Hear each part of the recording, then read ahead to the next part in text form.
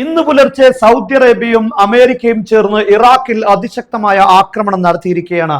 കഴിഞ്ഞ ദിവസമാണ് ഇറാഖിലുള്ള ഇറാൻ സഹായത്തോടെ പ്രവർത്തിക്കുന്ന റെസിസ്റ്റന്റ് ഗ്രൂപ്പ് സൗദി അറേബ്യയിലുള്ള എണ്ണ റിഫൈനറിക്ക് നേരെ ആക്രമണം നടത്തിയിരുന്നു ഡ്രോണുകൾ ഉപയോഗിച്ച്. എന്നാൽ ആ ഒരു സാഹചര്യത്തിലാണ് അതിശക്തമായ ആക്രമണം പുലർച്ചെ അമേരിക്കയും സൗദി അറേബ്യയും ചേർന്ന് നടത്തിയത്. വലിയ രൂപത്തിലുള്ള ഈ ആക്രമണത്തിൽ 20-ലധികം റെസിസ്റ്റന്റ് ഗ്രൂപ്പിലെ അംഗങ്ങൾ മരണപ്പെടുകയും 32 പേർക്ക് പരിക്കേൽക്കുകയും ചെയ്തിട്ടുണ്ട്. എന്നാൽ വരും ദിവസങ്ങളിൽ തീർച്ചയായും ഇറാഖ് റെസിസ്റ്റന്റ് ഗ്രൂപ്പുകൾ ശക്തമായി സൗദി അറേബ്യക്കെതിരെ പ്രതികരിക്കുമെന്ന കാര്യത്തിൽ സംശയമില്ല. യഥാർത്ഥത്തിൽ ഇറാനും ഇറാന്റെ ബാക്ക്ഡ് ടീമുകളും ഏതെങ്കിലും രീതിയിൽ സൗദി അറേബ്യ ആക്രമിക്കാനുള്ള വഴി കണ്ടെത്തുകയാണ്. കാരണം ഹോർമസ് കടലിടുക്ക് അടഞ്ഞിരിക്കുന്നു. എന്നാൽ ആ ഘട്ടത്തിൽ സൗദി അറേബ്യയുടെ എണ്ണ എക്സ്പോർട്ട് ചെയ്യുന്നത് നിർത്തലാക്കുന്നത് വഴി അന്താരാഷ്ട്ര തലങ്ങളിൽ വലിയ രൂപത്തിലുള്ള ഊർജ പ്രതിസന്ധി ഉണ്ടാകും.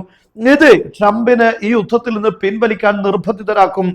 അമേരിക്കയിലടക്കം ലോകത്തെല്ലാം എണ്ണയുടെ വില വർദ്ധിക്കും. എന്നാൽ ഈ ആക്രമണത്തിൽ സൗദി അറേബ്യയും അമേരിക്കയും ചേർന്ന് നടത്തിയ ഈ ഒരു ആക്രമണത്തിൽ നമുക്ക് ഒരു പള്ളി പോലും തകർക്കപ്പെട്ടിരിക്കുന്നു എന്ന് കാണാൻ സാധിക്കും. ഇവിടെ മുസ്ഹഫുകൾ നമുക്കിവിടെ കാണാൻ സാധിക്കും. ഈ ആക്രമണത്തിൽ തകർന്നതിന് ശേഷം ഈ ഒരു സ്ഥലത്തേക്ക് മാറ്റി വെച്ചിട്ടുള്ള മുസ്ഹഫുകൾ കാണാൻ സാധിക്കും. എന്തായാലും വലിയ ആക്രമണമാണ്. ഷിയാക്കളുടെ പള്ളിയാണ് എന്ന കാര്യം വ്യക്തമാണ്. എന്തായിരുന്നാലും ഒരുപക്ഷെ പള്ളിയിൽ ഈ ആളുകൾ ഉള്ള സമയത്ത് പള്ളിക്ക് നേരെ ആക്രമണം നടത്തിയതാണോ എന്ന കാര്യം വ്യക്തമല്ല. എന്തായാലും ഷിയാക്കളുടെ ചില ചിഹ്നങ്ങളെല്ലാം ഇവിടെ കാണുന്നുണ്ട്.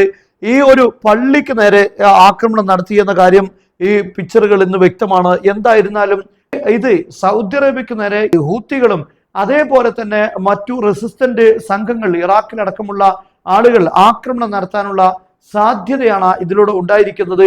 അമേരിക്കയുടെ ഇറാഖിലുള്ള സംവിധാനങ്ങൾക്ക് നേരെ പലതവണ ഈ വിഭാഗങ്ങൾ ആക്രമണം നടത്തിയിരുന്നു. പക്ഷെ ഇപ്പോൾ അവസാനം ഇറാനും അമേരിക്കയും നടന്ന യുദ്ധത്തിൽ ഈ റെസിസ്റ്റന്റ് ഗ്രൂപ്പുകൾ പങ്കെടുത്തിട്ടില്ല, ആക്രമണങ്ങൾ നടത്തിയിരുന്നില്ല. എന്നാൽ അവസാനം അവർ നടത്തിയത് സൗദി അറേബ്യയുടെ എണ്ണ റിഫൈനറിക്ക് നേരെയാണ്. അത് അമേരിക്കക്കും വലിയ രൂപത്തിലുള്ള പ്രതിസന്ധി ഉണ്ടാക്കും. കാരണം GCC രാഷ്ട്രങ്ങളിൽ നിന്നാണ് അമേരിക്കയിലേക്കും എണ്ണ എത്തിക്കൊണ്ടിരിക്കുന്നത്, പ്രത്യേകിച്ച് സൗദി അറേബ്യ. എന്നാൽ അവിടെയുള്ള ഓപെക്കിന്റെ എണ്ണ കേന്ദ്രങ്ങൾക്ക് നേരെ ആക്രമണം നടത്തുമ്പോൾ അമേരിക്കക്കും എണ്ണ ലഭിക്കാതെ വലിയ രൂപത്തിലുള്ള പ്രതിസന്ധി ഉണ്ടാകും.